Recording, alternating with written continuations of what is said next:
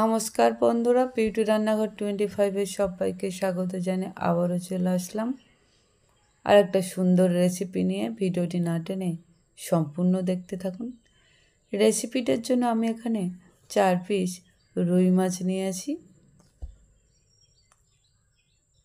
এবার এখানে আমি অ্যাড করে দেব পরিমাণ মতো নুন, দিয়ে দেব সামান্য লঙ্কা গুঁড়ো, দিয়ে দেব সামান্য পরিমাণে হলুদের গুঁড়ো আর একটু সরিষার তেল দিয়ে মাছটা আমি ম্যারিনেট করে নেব। ঠিক এভাবে এটা ম্যারিনেট করা হয়ে গেলে রেস্টের জন্য আমি 10 মিনিট রেখে দেব।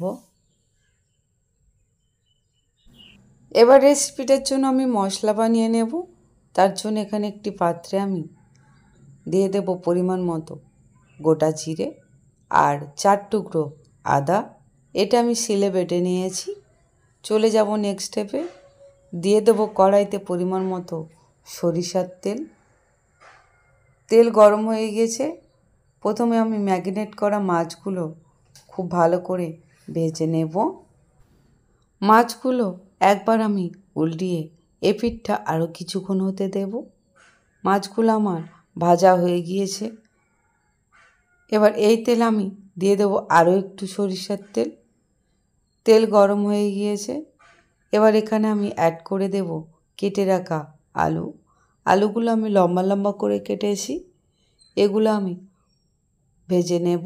দিয়ে দেব সামান্য হলুদের গুঁড়ো, সামান্য নুন দিয়ে এটা খুব ভালো করে লাল লাল করে আমি ভেজে নেব। এটা ভাজা হয়ে গিয়েছে। এবার এটা আমি তুলে নেব। এই কড়াইতে দিয়ে দেব আরও একটু সরিষার তেল। তেলটা গরম হয়ে গিয়েছে। এবার এখানে অ্যাড করে দেব একটা বড় সাইজের পেঁয়াজ। পেঁয়াজটা আমি একদম কুচো কুচো করে কেটে নিয়েছি।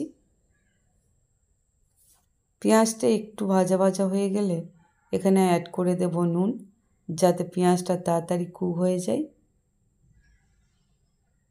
পেঁয়াজটা একটু ব্রাউন কালার হয়ে এলে এবার এখানে অ্যাড করে দেব টমেটো কুচি। এখানে আমি একটা বড় সাইজের টমেটো নিয়েছি আর এটা খুব ভালো করে আমি ছোট ছোট করে কুচে নিয়েছি।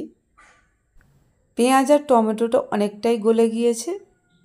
এবার এখানে অ্যাড করে দেবো বেটে রাখা আদা আর জিরে। দিয়ে দেবো পরিমাণ মতো হলুদের গুঁড়ো, দিয়ে দেবো পরিমাণ মতো লঙ্কা গুঁড়ো।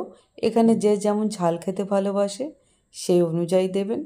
এইটা একটু কষিয়ে আদার কাঁচা গন্ধটা চলে গেলে এখানে আমি সামান্য জল অ্যাড করে দেব, যাতে না মশলাটা পুড়ে যায়।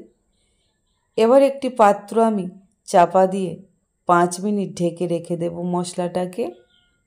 5 মিনিট পরে ঢাকাটা খুলে দেখে নিলাম মশলা থেকে একদম তেলগুলো ছেড়ে দিয়েছে আর মশলাটা একদম ভালো করে কষানো হয়ে গিয়েছে। এবার এটা খুব ভালো করে কষিয়ে নিয়ে এখানে অ্যাড করে দেব ভেজে রাখা আলু। আলুটা দিয়ে এই সব উপকরণের সঙ্গে আবারও খুব ভালো করে আমি কষিয়ে নেব।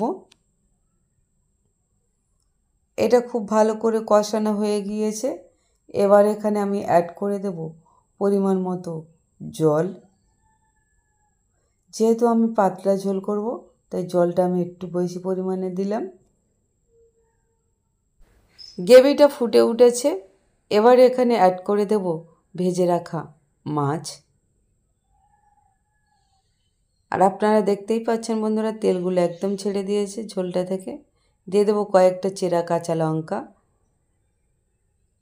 এবার এটা আমি আরও কিছুক্ষণ হতে দেব। আপনারা দেখতেই পাচ্ছেন বন্ধুরা ঠিক কতটা সুন্দর কালার এসেছে তরকারিতে।